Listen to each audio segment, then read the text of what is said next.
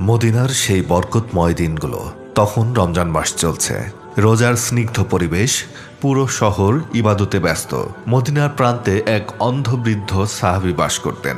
তিনি এতটাই অসহায় ছিলেন যে নিজের জন্য খাবার জোগাড় করাও তার পক্ষে কঠিন ছিল। কিন্তু আশ্চর্যের বিষয়, প্রতিদিন ইফতারের আগে কেউ একজন চুপচাপ এসে তার ঘর পরিষ্কার করে দিত, পানি এনে দিত, খাবার তৈরি করে রেখে যেত।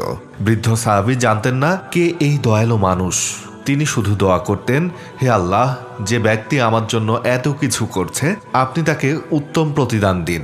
এভাবে পুরো রমজান মাস কেটে গেল। একদিন সে অন্ধ সাহাবী লক্ষ্য করলেন আজ কেউ আসেনি, ঘর অপরিষ্কার, খাবারও নেই। তিনি খুব অবাক হলেন। কয়েকদিন একই ঘটনা ঘটতে থাকলো। পরে মদিনায় খবর এলো রাসূলুল্লাহ সাল্লাল্লাহু আলাইহি ওয়াসাল্লাম ইন্তেকাল করেছেন। তখন এক সাহাবী বিষয়টি খোঁজ নিতে গিয়ে জানতে পারলেন এক অবিশ্বাস্য তথ্য। যে ব্যক্তি প্রতিদিন চুপচাপ এসে সেই অন্ধ বৃদ্ধের সেবা করতেন, তিনি আর কেউ নন, প্রিয় নবী মুহাম্মদ সাল্লাল্লাহু আলাইহি ওয়াসাল্লাম। রাসূল সাল্লাল্লাহু আলাইহি ওয়াসাল্লাম কাউকে না জানিয়ে প্রতিদিন তার ঘর পরিষ্কার করতেন, খাবার তৈরি করতেন এবং তার সেবা করতেন। এই খবর শুনে সেই অন্ধ সাহাবী কান্নায় ভেঙে পড়লেন। তিনি বললেন, আমি তো কখনো বুঝতেই পারিনি আল্লাহর রাসূল আমার সেবা করতেন। রমজান শুধু রোজা রাখার মাস নয়, এটা দয়া, গোপনে সাহায্য করা এবং মানুষের পাশে দাঁড়ানোর মাস।